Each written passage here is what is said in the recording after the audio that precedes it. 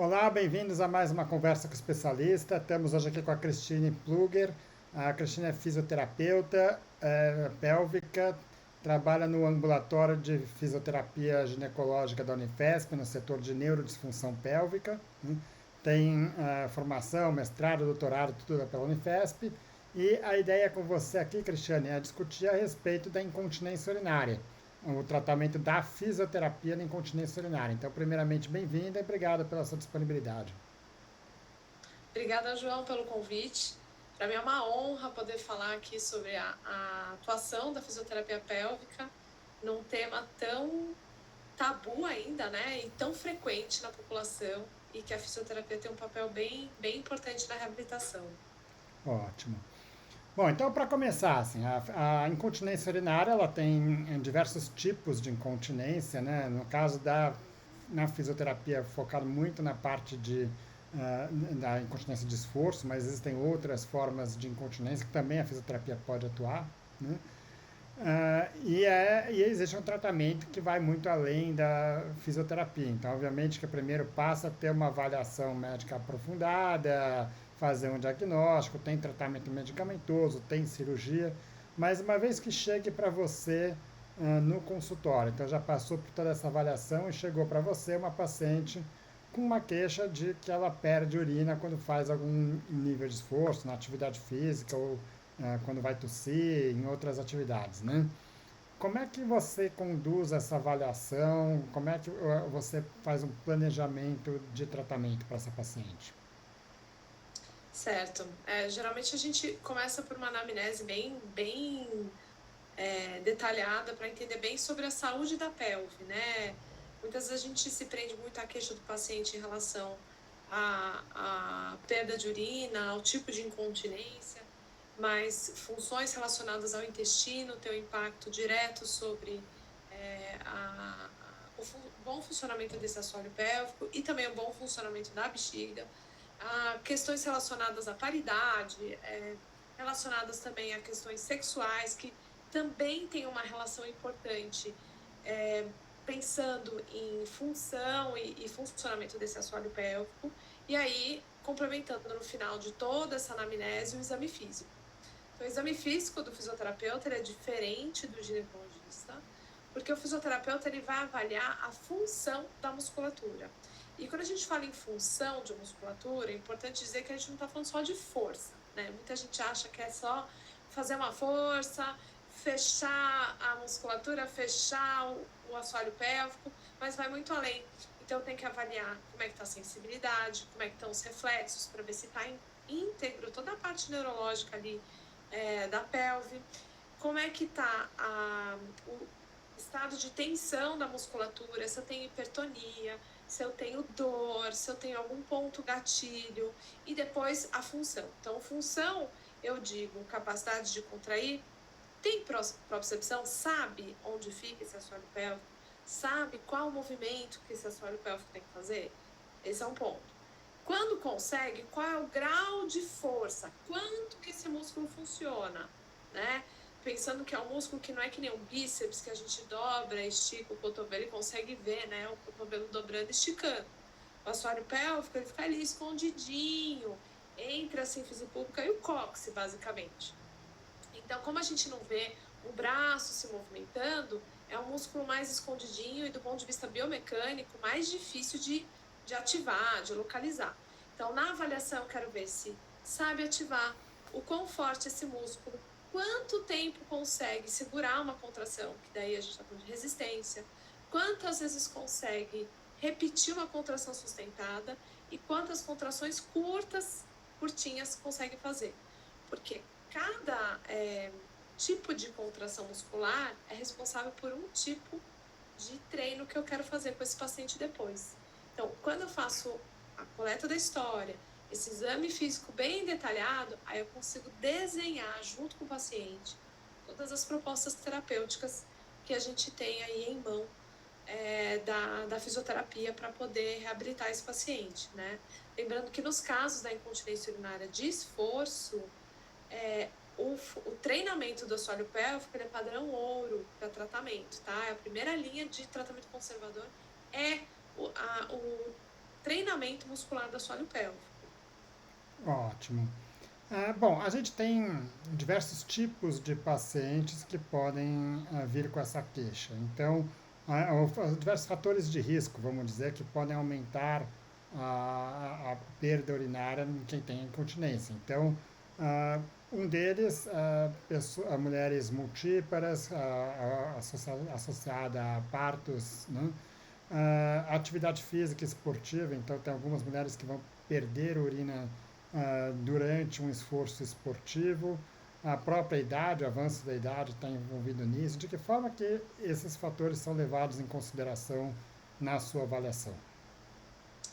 Então, quando a gente vamos fazer assim uma comparação bem diferente, né? Assim, a gente tem aquela mulher que tem a perda urinária aos pequenos esforços. Então, aquela mulher que levanta da cadeira já escapa a urina, ou se vira na cama já tem escape de urina.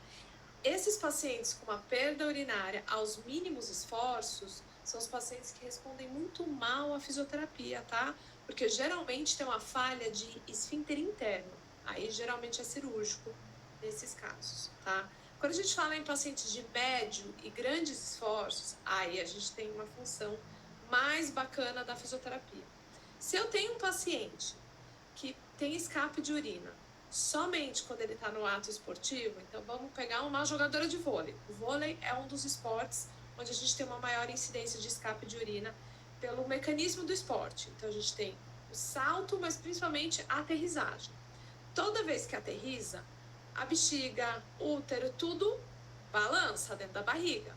E aí o assoalho pélvico tem que estabilizar os órgãos no seu devido lugar, tá? Então, pensando nessa mulher, o treinamento dela vai ser diferente da mulher que tem uma perda quando tosse ou quando espirra.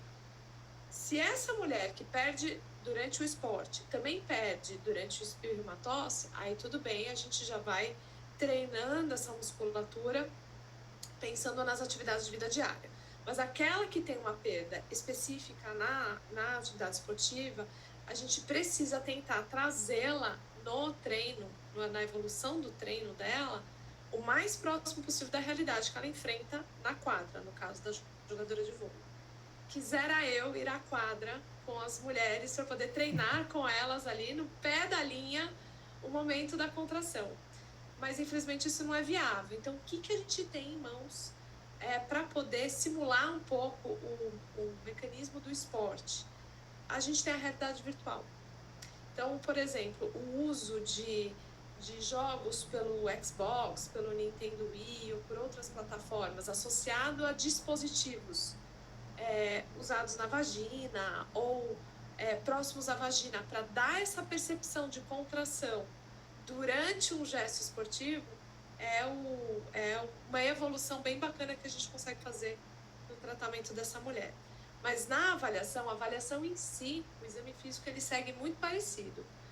O que muda é quando a gente quer acrescentar, por exemplo, um teste para avaliar o grau de volume de perda, que chama teste do absorvente, ou PED teste, tá? Então, o PED teste, pensando na avaliação de uma mulher que perde urina, tossindo ou espirrando, uma mulher que perde urina durante o ato esportivo, é que a situação que eu coloco essa mulher para testar o volume de perda é diferente, porque eu preciso fazer exatamente aquilo que faz ela perder urina para conseguir mensurar e avaliar também a própria melhora dela após o tratamento, né? Ou na evolução do tratamento dela. Ótimo. Bom, e quando a gente fala em perda de urina, a gente tem que pensar em dois aspectos. Um é o acúmulo de urina e o outro é a capacidade de contrair o esfíncter, de fechar a bexiga para evitar que essa urina saia, né? O primeiro passo é o que? Você deu o exemplo das jogadoras de vôlei. Se ela já tem uma incontinência urinária, é entrar em quadra com a bexiga vazia, né? Quer dizer, isso vai minimizar as perdas dela. Agora, de alguma forma você na fisioterapia consegue ajudar a trabalhar esse esvaziamento, porque nem todas as mulheres conseguem ter ou têm habitualmente um esvaziamento completo quando vai urinar, né? Sim, aí a gente precisa avaliar bem, na verdade, as duas características da bexiga, né? A bexiga tem basicamente duas funções: encher e esvaziar. Para que ela funcione bem, ela precisa encher bem, ela precisa esvaziar bem. A incontinência urinária de esforço, ela é uma incontinência que acontece durante a fase de enchimento. Então, enquanto a bexiga está enchendo, tá? Se ela está muito cheia ou se ela está menos cheia, isso vai interferir na pressão que é exercida sobre a uretra. Mas não é uma falha de esvaziamento. Mulheres que tenham falha de esvaziamento, então uma bexiga que não esvazia totalmente, que fica com resíduo pós-miccional mais alto, são mulheres que vão estar com a bexiga sempre meio cheia, né? Então, que acaba tendo aí uma predisposição maior aos escapes. Mas dentro das medidas comportamentais, né, no caso dessas mulheres que têm escapes ali, em situações como a gente comentou da quadra, etc e tal, a medida é entrar na quadra assim com a bexiga vazia e buscar fazer isso de rotina, né? Agora, evitar a hidratação não resolve, né? Porque justamente no esporte você precisa um incremento da hidratação, você vai ter efeitos colaterais da desidratação, né? Como cãibras, dor de cabeça, mal-estar. Então, não deve deixar de hidratar com medo da bexiga encher durante o exercício, né? Ótimo. Bom, aí tem diversas técnicas que podem ser consideradas a partir de uma avaliação, obviamente, né? Vamos discutir um pouco sobre isso, mas assim, historicamente, quer dizer, sempre se falou muito, ou talvez um trabalho inicial em relação à incontinência urinária, que são os exercícios de Kegel, né? O que que é isso? O que que eles fazem? Qual que é a função dele? Quando ela é indicada? Uhum. Então, os exercícios de Kegel, eles foram descritos na literatura lá na década de 50, tá? O Kegel foi um dos pioneiros a falar da importância e testar e provar a importância dos exercícios de contração e fortalecimento do assoalho pélvico nas mulheres incontinentes, principalmente no pós-parto, tá? Ele pegava mulheres no pós-parto. Fazia uma série altíssima de exercícios de contração e, enfim, tinha resultados bem interessantes. Com o decorrer dos anos, a gente foi incrementando esses exercícios, tá? Então, ele tinha um protocolo bem fechadinho e hoje a gente já entende que o assoalho pélvico, ele é um músculo que ele é composto por tipos de fibras distintas e cada fibra tem a sua função, né? Então, se eu preciso de potência, eu uso mais um tipo de fibra. Se eu preciso de resistência muscular, eu uso mais um outro tipo de fibra. O assoalho pélvico em si, ele é composto na sua maioria por fibras de resistência, até pela a forma como ele se posiciona anatomicamente, né? Ele é feito para segurar, ele é o chão, né? Então, ele precisa ter resistência para segurar ali. Diante disso, os treinos que a gente faz, os exercícios que a gente vai propor para essa paciente e principalmente evoluindo do raciocínio do Kegel lá atrás, é melhorar aonde está falho, né? Então, se na avaliação eu vi que tem uma falha ali de potência, de força, eu vou fazer exercícios voltados à potência e à força. Se eu tô ali com uma falha de resistência, aí eu vou recorrer aos exercícios mais de resistência. Então, para que pessoa, né? Então, se eu fui lá, examinei aquela paciente e vi que ela não tem nenhum grau de força, ela não tem nem ideia de onde fica esse músculo, eu não posso começar a prescrever exercício. Por quê? Porque esse paciente vai usar tudo quanto é músculo, menos o assoalho pélvico, tá? Então, vai usar o glúteo, vai usar o adutor, vai usar o abdômen, vai usar tudo que ele pode, menos o músculo que precisa de fato ser trabalhado. Então, a escala de força que a gente usa é uma escala de 0 a 5, tá? 0 sem força nenhuma, 5 o melhor músculo possível. Então, 0, não tem como eu fazer qualquer tipo de exercício. E o 1 é um músculo muito, muito, muito frágil, porque é um esboço de contração. Eu preciso melhorar a qualidade da contração para poder fazer os tais exercícios de Kegel ou treinamento muscular. Tá, agora, você, como você disse antes, quer dizer, quando você vai testar a força de um músculo no braço é muito fácil, né? Como é que você faz essa avaliação na musculatura pélvica? Então, a gente faz por meio de um toque ginecológico, tá? Então, a musculatura, ela fica na parte final do canal vaginal, né? Então, no terço distal da vagina. E aí a gente faz um toque bidigital, onde a gente sente o músculo contrair no dedo, na nossa mão. E aí, essa avaliação, ela é de acordo com a capacidade do músculo de aproximar e de elevar. Então, o quanto ele vai aproximar meus dedos e elevar em direção ao pubis. Então, de acordo com o grau, a evolução ou a capacidade do movimento, a gente tem esse grau de 0 a 5. Tá? É a escala que a gente tem mais reconhecida na literatura, que é chamada escala de Oxford. E aí, com ela que a gente consegue entender como é que está a força do paciente.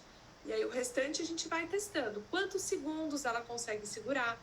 Porque às vezes ela tem uma baita força, mas dá 2 segundos ela já perde a força. E aí a falha dela, voltando ao esporte, por exemplo, não é no começo do set, é no final do set, que o músculo já está ficando cansado. Então ela tem uma falha de resistência e não de força.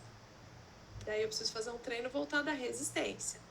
Ou se a gente falar da mulher que perde quando tosse, não perde às vezes na primeira tosse, ela perde na crise de tosse. Porque chega uma hora que o assoalho pélvico dela não aguenta mais. E aí ele cede, né? Então, isso a gente testa na avaliação. Então, a resistência, quantos segundos consegue segurar, quantas vezes ela consegue repetir essa contração sustentada. Tudo isso a gente testa para poder montar o melhor exercício individualizado para aquela mulher. Ótimo.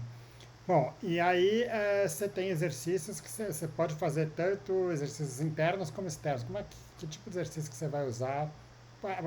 Essa pessoa que você falou, olha, ela tem uma força muito deficiente, ela está com uma força nível 0, 1, 2 ali, né?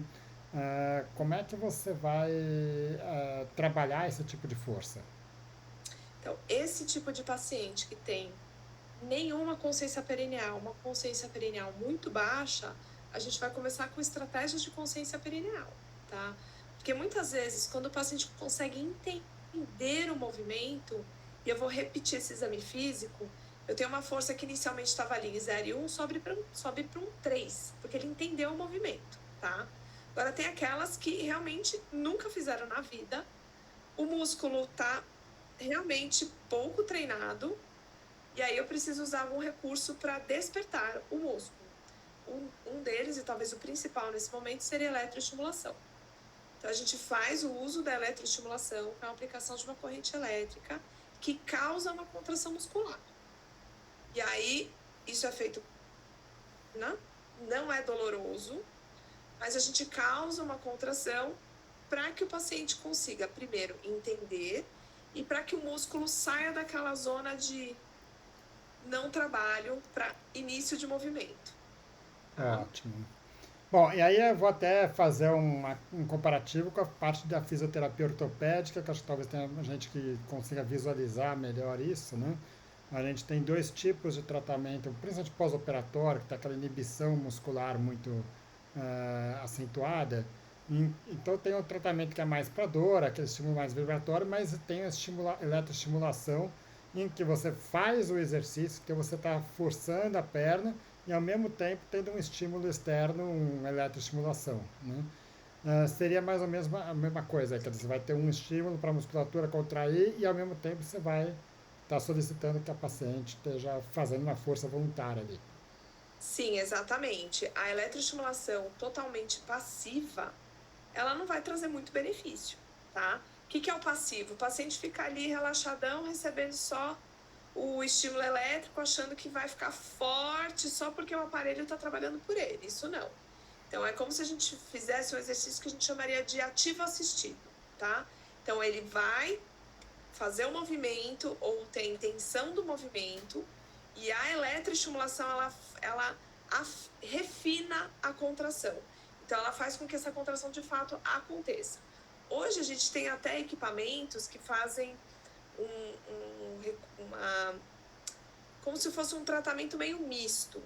Então, a gente tem o biofeedback, né, que é um aparelho que ele capta a contração desse paciente, ele transforma aquilo num gráfico ou em alguma coisa visível para o paciente poder ver. Ou luz, ou gráfico, ou algo lúdico. E existe o aparelho que você faz a contração e você estipula no aparelho quanto de contração o paciente precisa fazer para entrar a eletroestimulação, tá? Que seria uma terapia combinada. Então, o paciente precisa, se a gente fosse comparar, por exemplo, a ventilação mecânica, é como se o paciente tivesse intenção de puxar o ar e aí o aparelho da ventilação mecânica dispara para que o paciente possa receber pressão, ventilação, tudo voltado nesse sentido. É como se fosse isso, eu tenho a intenção de contrair, o aparelho capta essa intenção e dispara uma eletroestimulação para que essa contração aconteça. Isso é bem interessante para aqueles casos dos pacientes que têm de um 0 para 1. Eu acho que eu sei o que eu preciso fazer, mas eu não tenho certeza, né? Então, é para esse paciente que acaba funcionando bem. Ótimo. Obviamente que se a gente for pegar aqueles dois exemplos que a gente comentou, aquela mulher que tosse uma, duas, três, quatro vezes aí perde urina, muito provavelmente ela se beneficiaria de algum trabalho de eletroestimulação, porque ela está com uma perda, com um esforço pequeno, né? Numa Aí é joga... considerado... Desculpa. Tá, e aí a gente pegou o exemplo de uma jogadora de vôlei que está fazendo uma aterrissagem de salto, ou seja, que faz um esforço grande para perder, provavelmente ela consegue trabalhar isso diretamente com o exercício funcional, não sem estimulação elétrica. Na verdade, João, o mecanismo de perda não é ele que vai determinar a condição da musculatura, tá? Não necessariamente uma mulher que perde na tosse, ela é fraca, tá? Ela pode ter uma falha de resistência, ou ela pode ter uma falha de velocidade de ativação. Então, isso tudo a gente capta no exame físico do paciente.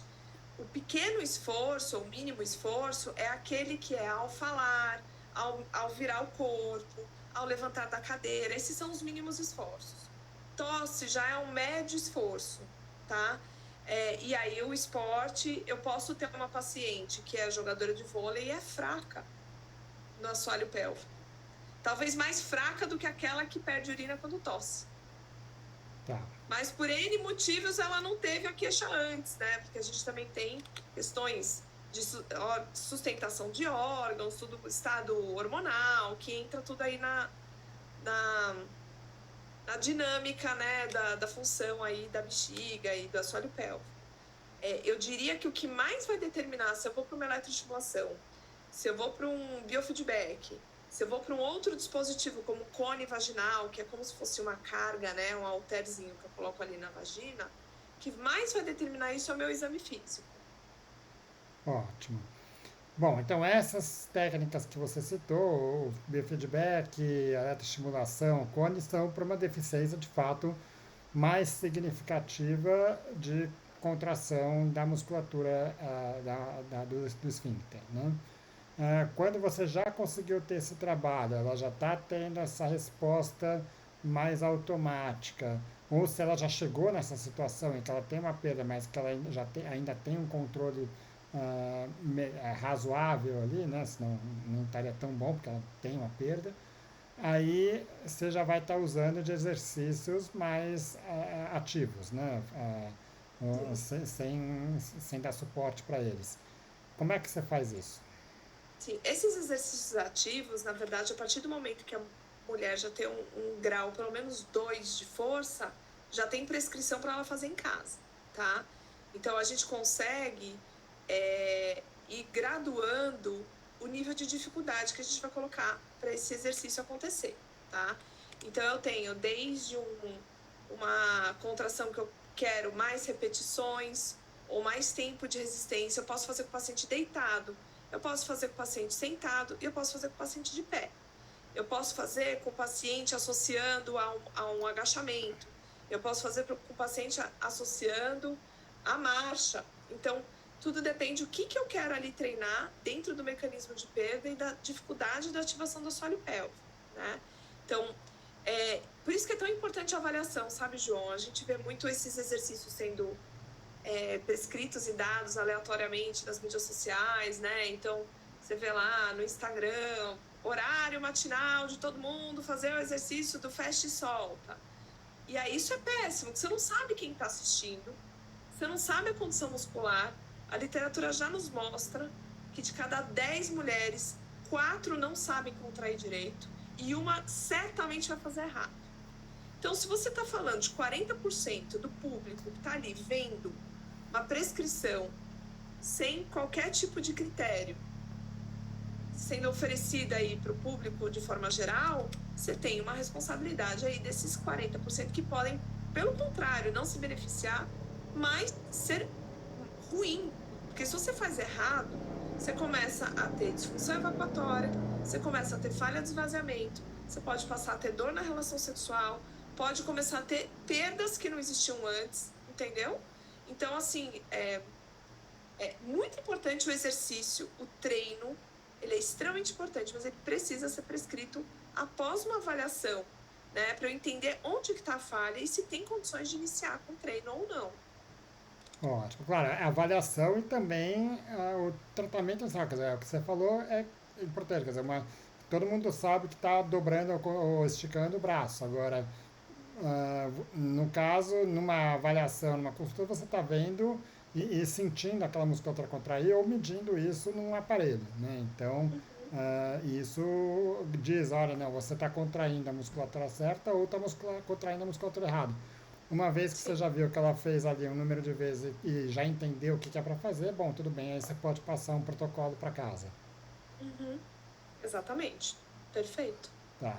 Ou seja, quer dizer, quem de fato tem incontinência urinária, não adianta. Avaliação online, avaliação, não vai funcionar para isso, né? A avaliação online, eu acho que ela teve o seu espaço no período auge da pandemia. Quando a gente recebe um paciente online, quando eu particularmente recebo um paciente online de incontinência, porque eu tenho pacientes de outros países, eu tenho paciente da Sim. Eslováquia, eu tenho né, que não, infelizmente não tem como eu atravessar a tela e ir lá examinar. Eu já combino que eu vou partir do pressuposto que esse paciente não tem consciência perineal nenhuma. Então eu vou usar ferramentas do dia a dia para trabalhar a consciência perineal, como por exemplo, pega uma toalha de rosto, faz um rolinho, senta nessa toalha de rosto como se fosse um absorvente. Esse apoio perineal, ele é uma estratégia de consciência. E aí, junto com o comando da paciente, com o relato da paciente, eu consigo ter alguma percepção se ela está contraindo corretamente ou não. O grau eu não vou saber, mas eu sei se ela está ativando corretamente ou não. Gravar vídeo mostrando e mandando, não. A gente não quer que os pacientes filmem as suas genitálias e mandem aí por WhatsApp, por e-mail, não, isso não, tá? Mesmo por telemedicina, não faz muito sentido. Mas a avaliação para quem pode estar dentro de uma sala com um profissional, ela é insubstituível, né? A avaliação física. Ótimo. Bom, Cristiano, acho que deu para entender bem o processo de avaliação e tratamento, sempre lembrando que a fisioterapia é uma parte do tratamento que é o padrão ouro para a maioria das pessoas com esse tipo de perda, mas tem outras formas de perdas, né? Então, o primeiro passo é ter um diagnóstico claro. Bom, viu que precisa da fisioterapeuta é fazer uma avaliação completa, entender um plano, bom, depois dar continuidade, né? Mas mesmo você falou essa questão da exercícios que são passados em protocolos na internet, mas tem muita gente que não chega nem com o diagnóstico foi feito em casa também, né? Quer dizer, então acho que isso obviamente precisa dessa avaliação, né?